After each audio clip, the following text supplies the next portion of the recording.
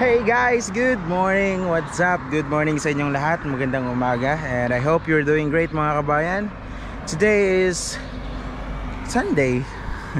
And yun, meron tayong ride ngayon. Umaga tayo umalis, mga 1 AM pa to.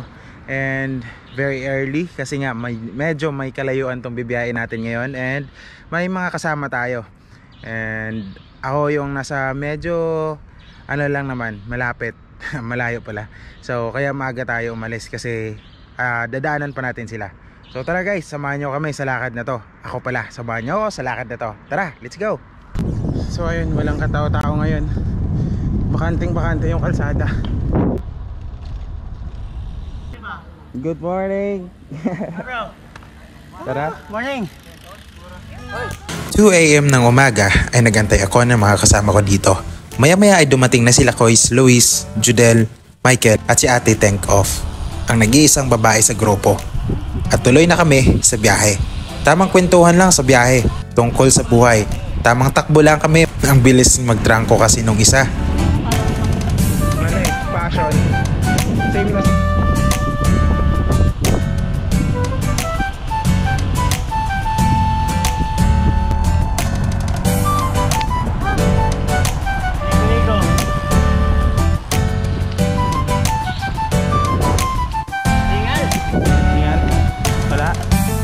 Takbo ka 40.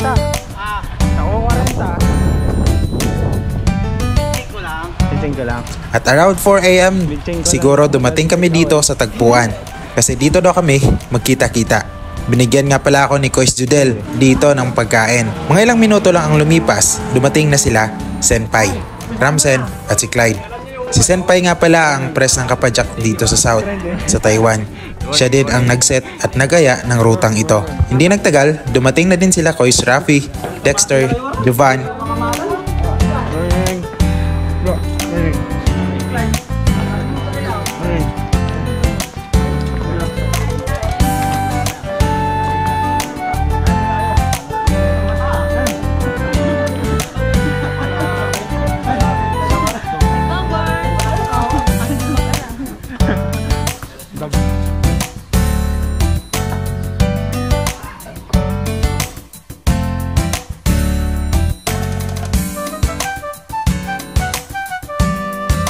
Nang mabuo na ang grupo, mga around 5 AM, nag-ride out na kami.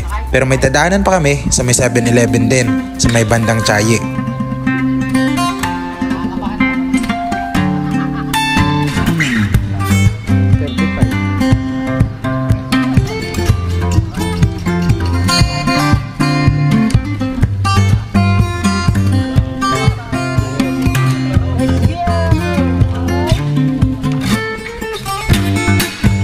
Tamang chill lang lahat dito sa pagpadyak. Hindi pa ramdam dito masyado ang pagod kasi marami pa kami.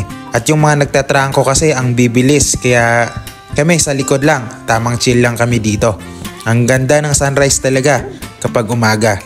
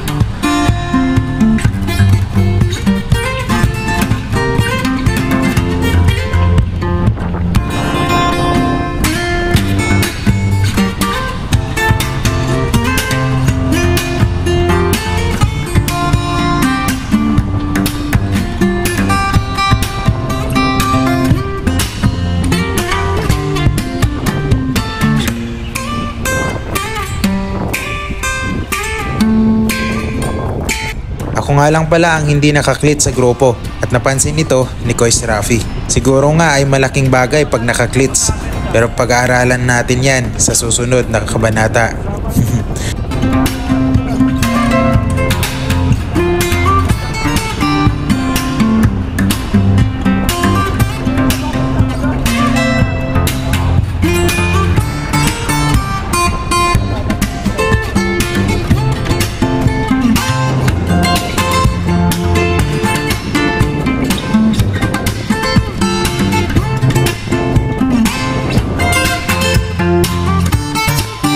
After ng halos isang oras na padyakan, dumating na kami dito sa meet-up place ng mga kasama sa ride na ito. Bumili na kami dito ng tubig para sa mahaba-habang biyahe.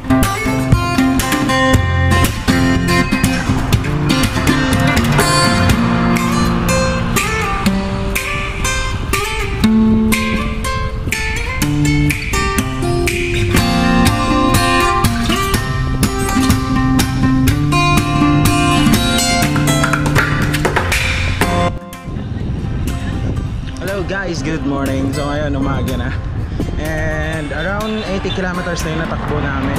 Ako pala. And nagkasama na kami ng mga kasama ko.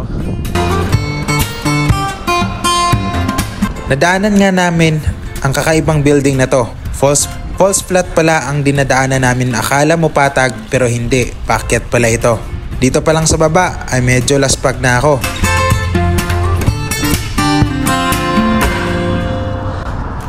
Hello guys, good morning. Laspag na ako. Almost 100 kilometers na. And ang takbuhan is nasa 30 plus. Grabe. Yan na yung bundok guys. Yan na yung bundok na akyatin natin.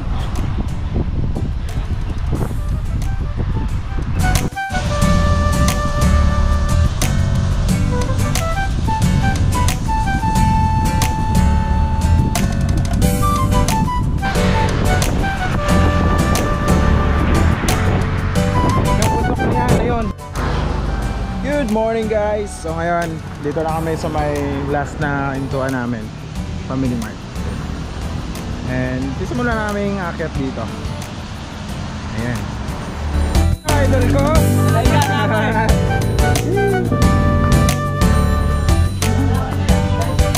Last stop namin dito ay may sa may Family Mart. Bago paakyat, bago umahon ang napakahirap, bago ang laspagang malala. Dito nga din pala yung idol natin na si Kabodol. Mga pro na nga pala tong mga kasama natin na iba dito. Nga wala daw sila ensayo. Dito na kami nagumagahan at tamang chismisan lang. Mga around 6:30 siguro, yun sinimulan na namin ang pag-apang. Bago pala kami umakyat, binalaan na kami ni Senpai sa Road 130. Isa sa pinakamakunat na daan na madadaanan namin. Kaya dito pa lang sa baba, tamang iwan lang ako ng lakas para sa ahon na yon. Kasi di ko naman alam kung ano yung ruta. Di ako sanay sa ahon. Puro kasi patag ang lugar namin at wala din ensayo. Noong una buo pa kami at nakakasunod pa ako sa grupo.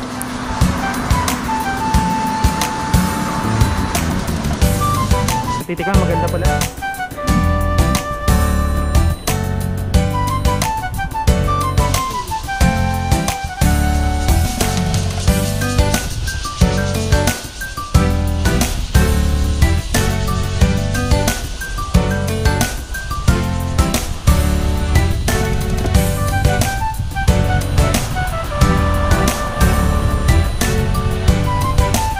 Hindi nga pala ako nakapag-video ng paakyat kasi para walang ebidensya, walang makitang nagtutulak ako.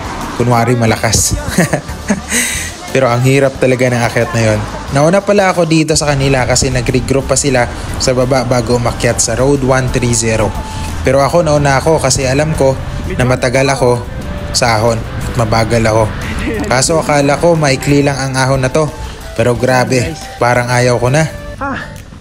Hindi ko alam kung tama ba yung dinaanan ko. Wala namang kasama dito. May nauna sa akin, mayroon sa likod. Pero palagay ko tama to. Kaso sobrang ahon. Sabi ni Senpai, ito daw yon, Road number 130. Susumpa ako. Grabe yung ahon guys, sobra. Tulak ako 2 beses. Hindi kinaya, grabe. Kulang pa talaga sa ensayo to. Grabe yung ahon guys. Hindi ko na video kasi sobrang init. And pagod na ako. Pero habulin ko yung mga kasama ko kasi nasa unahan, tapos yung iba nasa likuran. Hindi ko alam kung saan na sila. Tara, let's go guys. Hindi ako minum. Ha? Ay, hindi ka lalakas yan. Oo, kahit na. Baka Makakita ko. Dito kami, minto kami dito kasi nga regroup. Tapos ang ilang kilometrong ahon, pero meron pang ahon pa marami. Sleeping.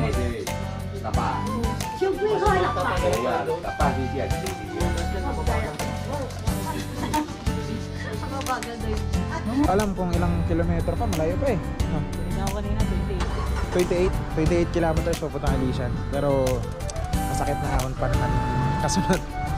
Ito na. Pupunta na kami. Let's go!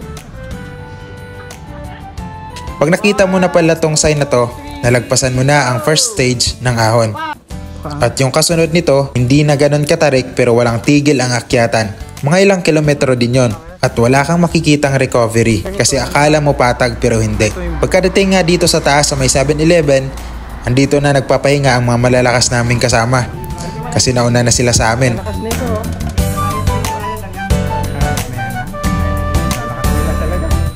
Nakakalaspag talaga kapag sobrang init. Nag-regroup ulit kami dito sa may 7-Eleven, kumain ng tanghalian kasi mga 11 AM na ng tanghali. Pahinga din kasi halos may 25 kilometers pa na akyat ang susunod. Pero medyo okay na din kasi yung 15 kilometers nito nakasunod ay may mga lusong-lusong na konti. Makakabawi din tayo.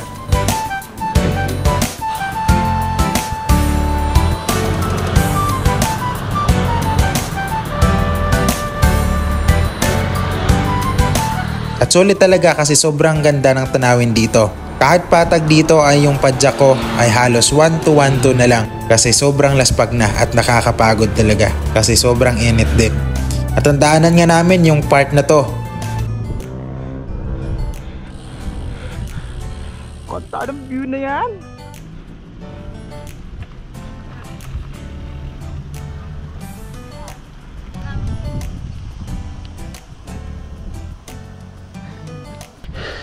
Ay, may falls.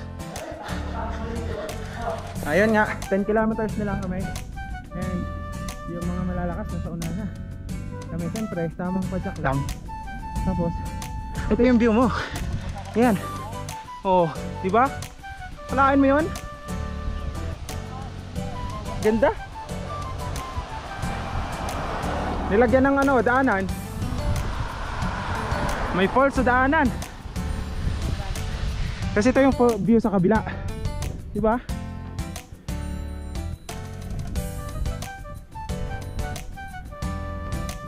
Ganda. Pero grabe. Almost 70 kilometers na akyatan. And this is my first time na gawin to. Newbie. Yung kasama natin mga grabe. Hindi ko ma-explain. Hindi ko ba alam ba't ginawa ko to. Alam nyo guys, pala tandaan pag nasa Alishan na kayo, nahalik na kayo sa ulap. Ayan o. Ayan. Yung clouds bumababa. Wala kang makita sa baba. Puro ulap na yan.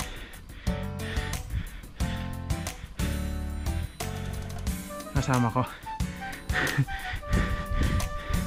Dalawa na lang kaming bumabaybay dito. Grabe na yung fogs dito guys. Malamig na. So ayun guys, kikita nyo yung sign na yan. Pakyat yan. Nasa 86 na tayo guys. Ayan, 86. Pag nasa 88 ka na daw, ibig sabihin nasa Alishan ka na.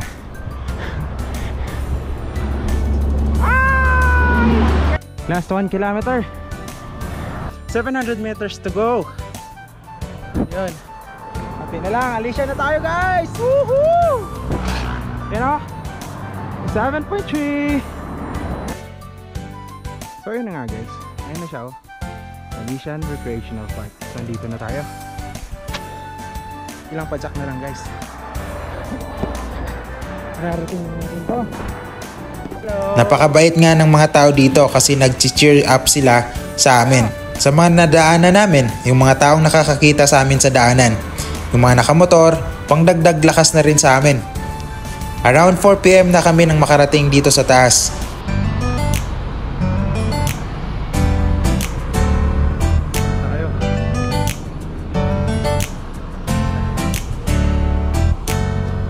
At sinalubong nga namin yung mga kasama namin. Si Ate Think Of, grabe ang lakas. Siya ang nag-iisang babae na kasama namin sa biyahe na to.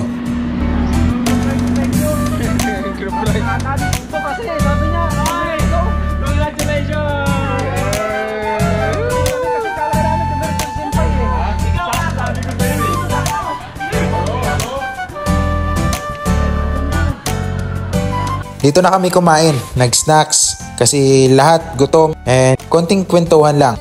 Yung iba nag-snacks dito kasi meron pa kaming pababa mamaya at hapon na din.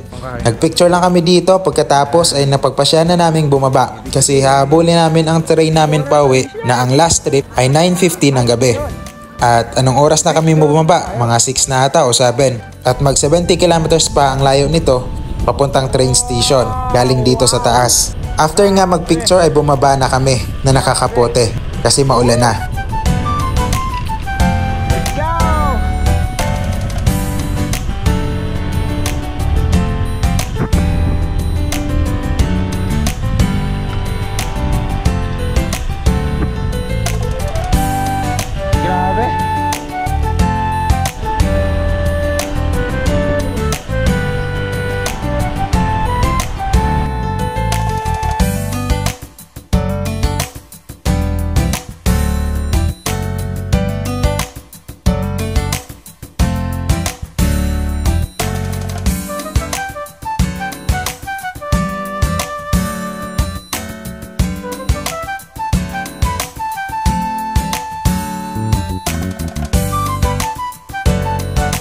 After ng halos 3 oras na pababa, mga 8 PM, dito na kami sa may train station. At nagpaalam na sila ni Kabudol kasi malayo-layo pa din yung uwian nila. Habang ang Team Yagit naman, sila Senpai, ay nakahabol sila sa second to the last na trip ng train. At kami naman ay aantayin namin ang last trip na sasakyan namin. Sa biyaheng ito, na-realize ko na it's not about the place or the destination sometimes. It's all about the journey and the people na nakakasama natin. Sa kadalasan kasi na biyahe ko, ako lang mag-isa and wala akong kasama. Iba pala ang saya kapag marami kayo. Minsan kasi sa buhay kailangan lang talaga din natin ng tao na magpupush sa atin sa mga pangarap natin. Hindi mo kailangan ng 100 na tao para malaman mo sa sarili mo na kaya mo, kundi kailangan mo lang ng isang tao na maniniwala sa'yo. Sa lahat ng OFW na lumalaban sa buhay, maging matatag tayo, kaya natin to. Ge, ingat! Maraming salamat sa pagsama sa videong to. Hanggang sa muli, paalam!